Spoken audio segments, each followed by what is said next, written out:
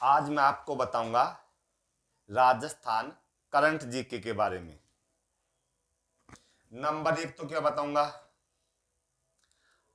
कि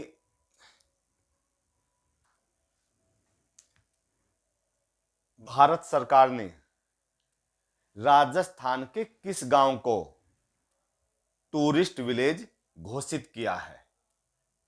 तो देखिए, पहले तो current GK Rajasthan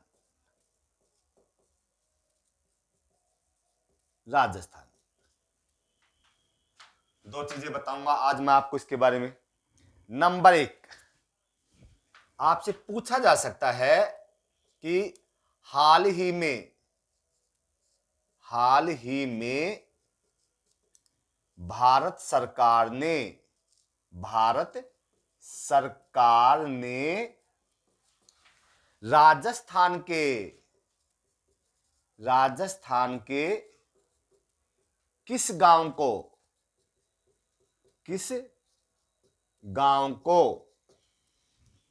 tourist village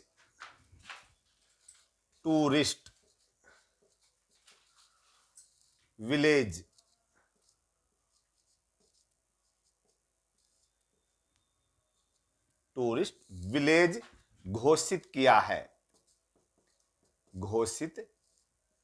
है। ये लीजिए, टूरिस्ट यानी कि हो गया पर्यटक। ओके, इधर देखिए, तो इसका आंसर तो है, पता है क्या नाम है? राजस्थान के उस गांव का नाम है देवमाली। क्या है? देवमाली गांव। अब आप कहोगे कि सर, देवमाली जो गांव है ये राजस्थान के किस जिले में है और कहां पर है? तो देखिए, आंसर है देवमाली गांव। ओके, किस जिले में स्थित है? तो इसका आंसर होगा ब्यावर जिले में। ब्यावर जो जिला है ना, वो अजमेर जिले से अलग होकर के बना है। तो ब्यावर जिले के मसूदा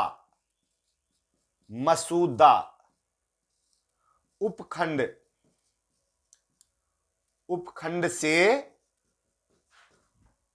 6 किलोमीटर दूर स्थित है। देवमाली गांव राजस्थान में कहां है?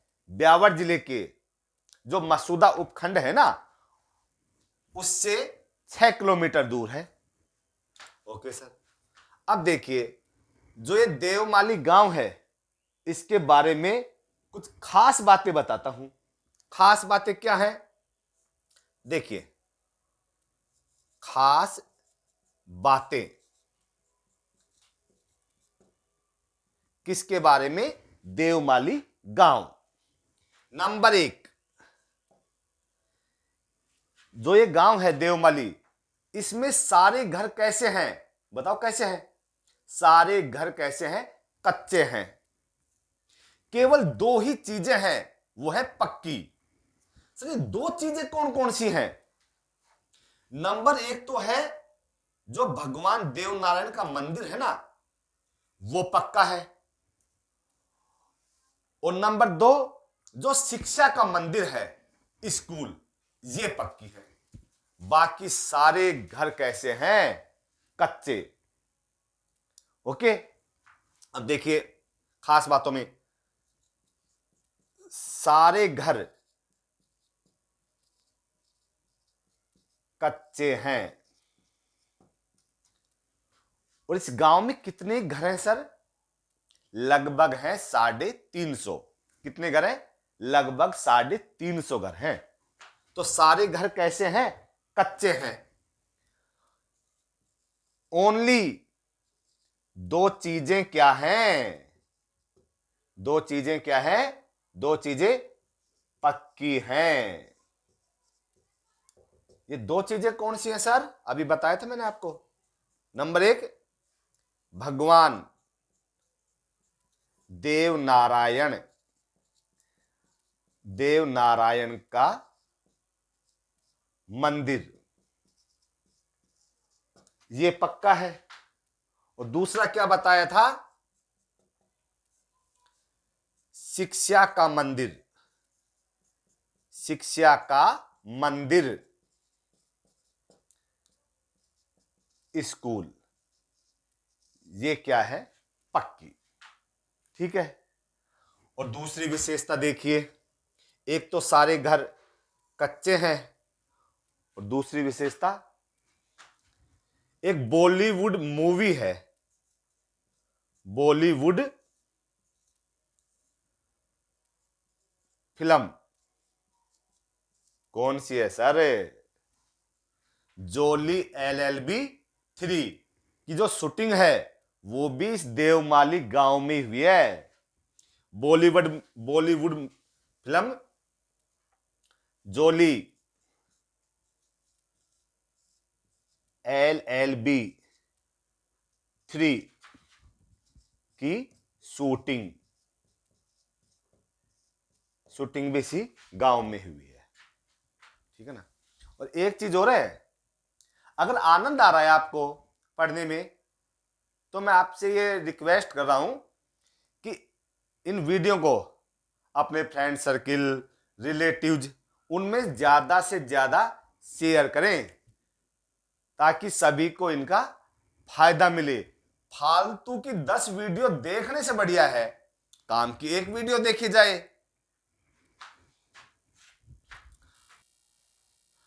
अब दूसरा क्वेश्चन है, दूसरा क्वेश्चन देखिए। दूसरा क्वेश्चन कि राजस्थान की किस झील में, राजस्थान की किस झील में राजस्थान का पहला ई क्रूज संचालित किया जा रहा है? देखिए, राजस्थान की किस झील में राजस्थान का पहला ई क्रूज संचालित किया जा रहा है? संचालित किया जा रहा है। ठीक है। राजस्थान की किस झील में राजस्थान का पहला ई क्रूज संचालित किया जा रहा है? अब आप कहोगे सर ई क्रूज क्या होता है? तो ई बोले तो क्या होता है? जैसे ई बाइक, ई रिक्शा, ई कार भी आने लगे हैं, ई बस हैं, तो सभी जगह ई कार क्या होगा? इलेक्ट्रॉनिक, यानी कि बिजली से चलने वाले, यानी कि बैटरी से, किससे? बैटरी से चलने वाले इलेक्ट्रॉनिक क्रूज। क्रूज नाम है जहाज का, या नाव बोल दीजिए। ओके, क्रूज है जहाज या नाव, कुछ भी बोल दीजिए। तो किस झील में इसका संचालन किया जा रहा है? आंसर होगा, कौन सी झील है? आना सागर झील। कौन सी झील है? आना सागर झील। आना सागर झील में। और आना सागर झील कहां है सर?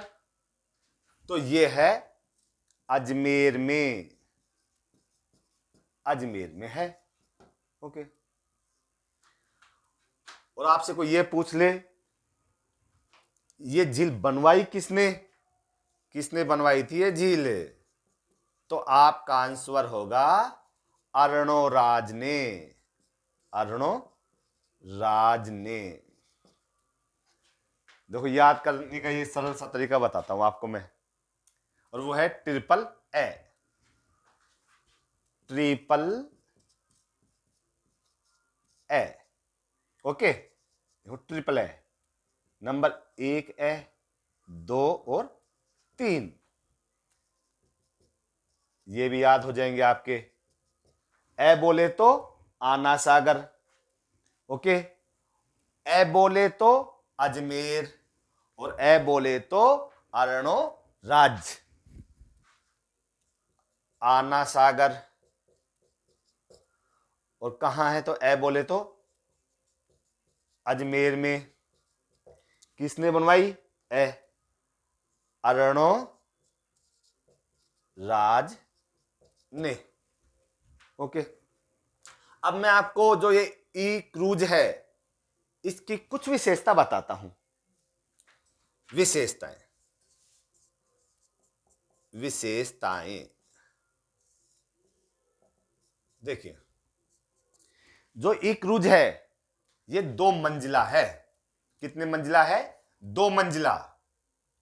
और इसमें खाने पीने की क्या है? स्टॉल भी है, ताकि आप वहां पर जाएं, पार्टी कर सकें। तो कभी जैसे आपका अजमेर जाना हो तो आना सागर झील में जाके आना, और इस ई क्रूज का भी आनंद लेना, ठीक है। तो पहली विशेषता है 2 मंजिला है। कितने मंजिला है? 2 मंजिला है। और खाने पीने की स्टॉल भी हैं। खाने पीने की स्टॉल भी हैं, ओके। और देखिए, जो ये इससे सबसे ज्यादा फायदा जो होगा वो क्या है? जो इलेक्ट्रॉनिक जो ये ई क्रूज है उससे जो कार्बन का उत्सर्जन होता है ना वो 0% है, ठीक है। तो कार्बन का उत्सर्जन 0%, 0% होगा। यानी कि इको फ्रेंडली है, पर्यावरण को किसी प्रकार का कोई नुकसान नहीं है, ठीक है ना। ओके, धन्यवाद।